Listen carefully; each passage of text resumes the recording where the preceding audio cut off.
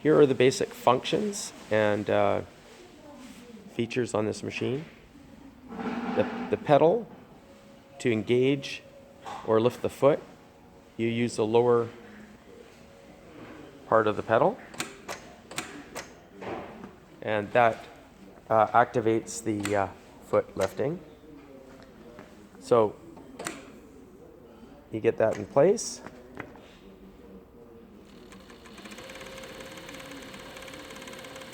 You sew to where you want to stop. You hit the lower part of the pedal again, and it lifts slightly. If you push hard, cuts the thread. Always pull back. The main functions on the machine, this door swings open here, and the accessibility to the machine, back cover, front cover,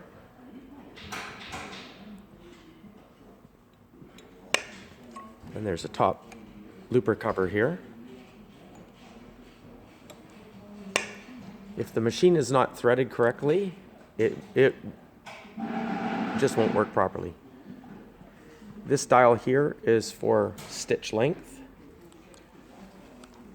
and this dial over here is for differential feed, how much the front feed dog will travel compared to the back feed dog. Generally, with most situations, they're feeding almost evenly. With stretch fabric, so it doesn't stretch out of shape and get wavy, the differential feed will pull slightly, so the front feed dog will feed a little faster to pull that together a little to prevent pre-stretching and stuff.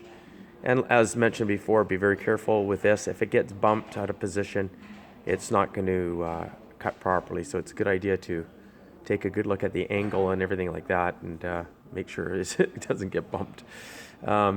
Main threading we'll go over, but that's the main functions. Of course, the oil needs to be installed or filled from the top, and in this window here you'll see the two red lines, and that gray area where the oil's coming up should be between those two red lines. So those are the main functions on the machines. We'll go over threading and things like that at another time, and the other function is simply the thread stand, and to make sure that the spools are aligned properly with the upper part of the thread stand. If that's off, very often the thread can come off the side of the cone, snag, or pull unevenly and give you all kinds of tension problems. So this keeps everything parallel. This bar here, you may have to realign it when it's first set up, but make sure that all the threads come down parallel and to the tension assembly.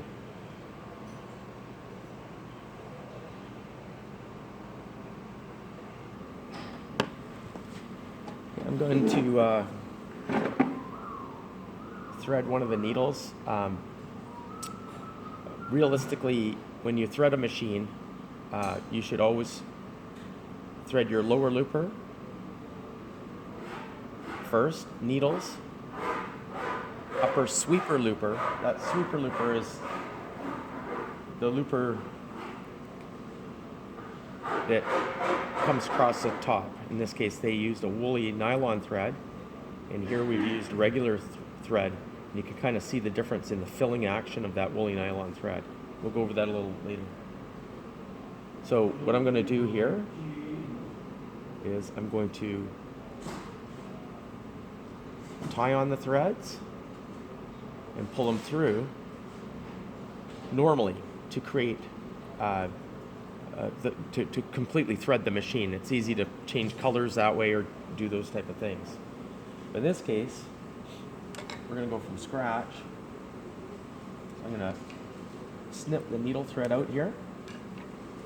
And normally I would just pull the knot right through, but I've completely unthreaded it here. So from the top of the thread stand, go through the first guide. Sometimes on the first guide, they show 2 holes for each thread. So sometimes you can go through this and go through it again. It holds the thread in place better sometimes. But if your thread doesn't run smoothly, sometimes it's better just to go through once. There's a guide on each side of the tension. So it goes in, around the disc, but make sure it pulls right in, just like your dental flossing. It has to go in tight. Okay. Okay. So, back guide through the tensions.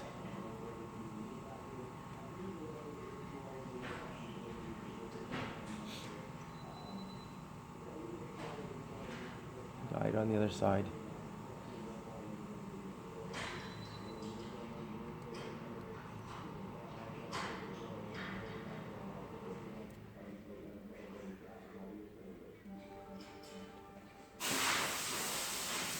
Then there's a big loop here, and then the bar has a hole in it. So you need to go through here.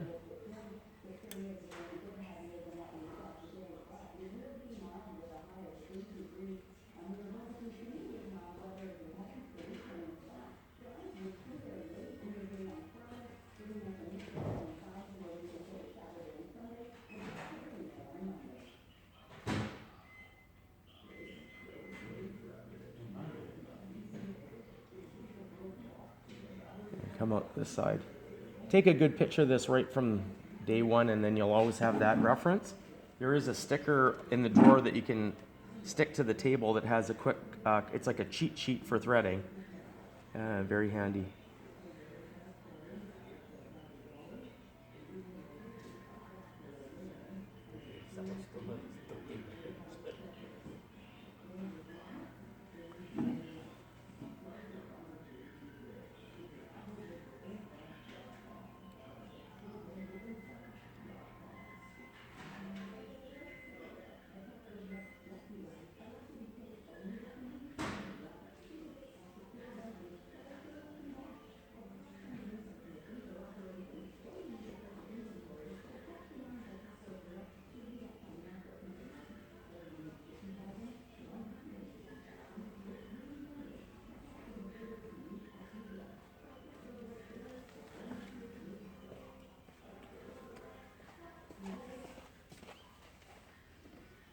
So you see the parallel threading all the way through.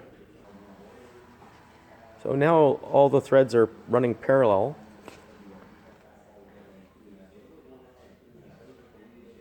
All the way down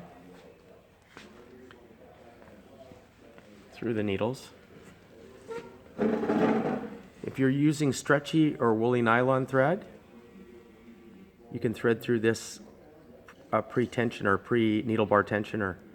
But when you're just using regular thread, it's best to lay them behind it and not use it at all, okay?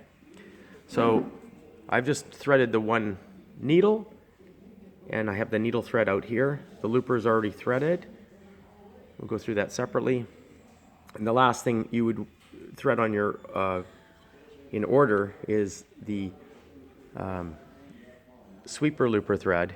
And again, parallel all the way through, underneath here, through this tension disc. It hardly has any tension on it. It's a very light tension.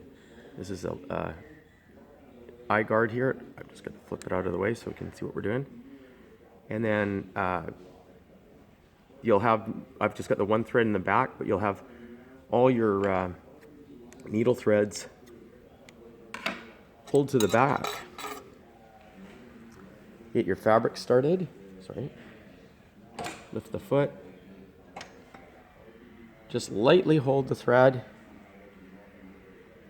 Sew a couple stitches. And then trim off the existing tails. Sweep them out of the way. This guide here can be handy, but it also, for flat surfaces, it can cause bunching. So it can be taken off one screw here and it slides off to the side. Now I back pedal, cut the thread, pull that back, and away we go.